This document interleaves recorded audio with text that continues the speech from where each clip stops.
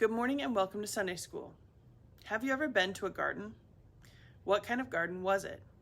What did you see?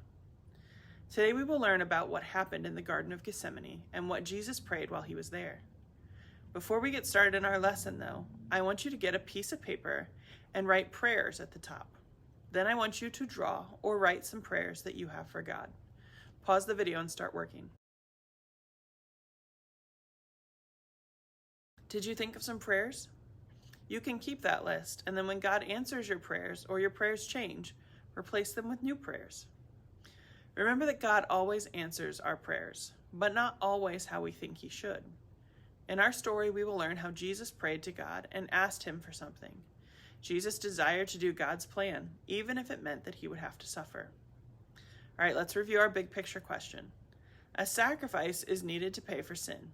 In the Old Testament, priests offered animal sacrifices to pay for the people's sin, but the animal sacrifices did not last forever. They had to be offered over and over and over again. The priest's work was never done because people kept on sinning. Jesus came to be our perfect priest. How is Jesus the perfect priest? Do you remember the answer? Jesus was the perfect sacrifice for sin, and he speaks to God the Father for us today. His death takes away the sin of anyone who believes in him. We no longer need priests on earth because Jesus is our priest and he lives forever. All right, now it's time to watch our Bible story.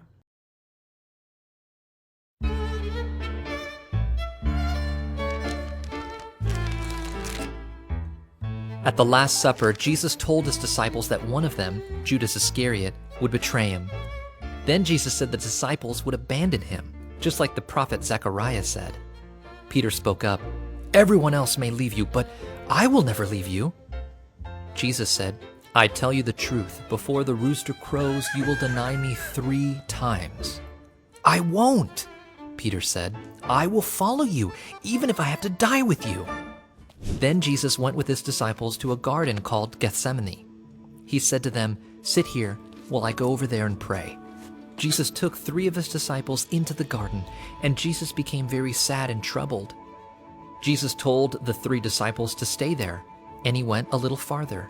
Jesus fell face down and prayed, "Father, if it is possible, spare me from this, but I want to do your plan." Jesus came back and found the 3 disciples asleep.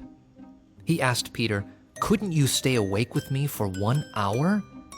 Jesus went away and prayed a second time. Then he found his disciples sleeping again.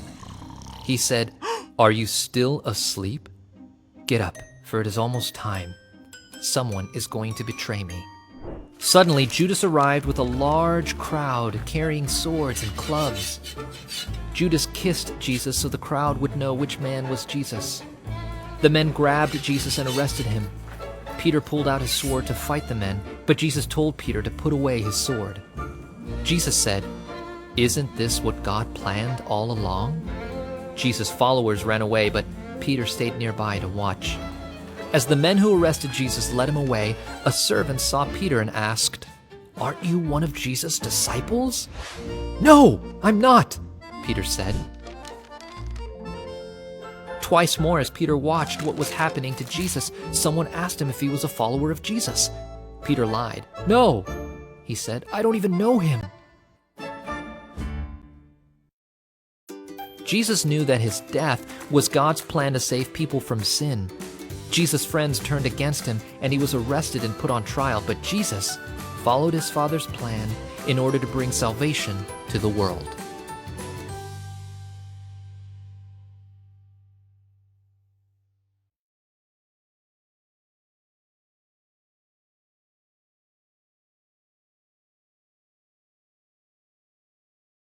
The Garden of Gethsemane was full of sadness. Why did Jesus go to the garden? Jesus went to the garden to pray. He knew he was about to face a very hard time, and he was sad and troubled. Jesus' friends were going to leave him. He would have no one except his Father. Jesus trusted that God would help him. Even though Jesus was troubled, he trusted God. How did his prayer show that he trusted God? Jesus said that he wanted to do God's plan, even if it meant he would suffer.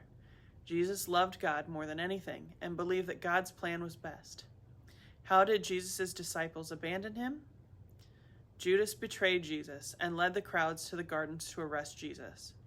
The disciples ran away, and 3 times Peter said he didn't know Jesus.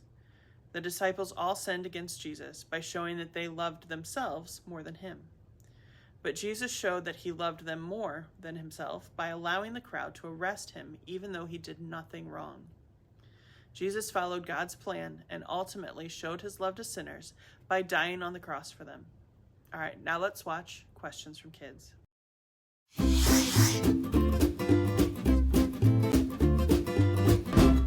Hi there, I'm Pastor Kevin. It's time for questions from kids. Gabriel from Oklahoma City, Oklahoma asks, I lost my friend's trading card, and now he won't talk to me. What should I do? that is a really thoughtful question. I am so sorry that happened to you and your friend. It is no fun losing people's stuff or having your stuff being lost. You know, I've lost my friend's stuff before too. And typically we are hurt when people lose the things of value to us.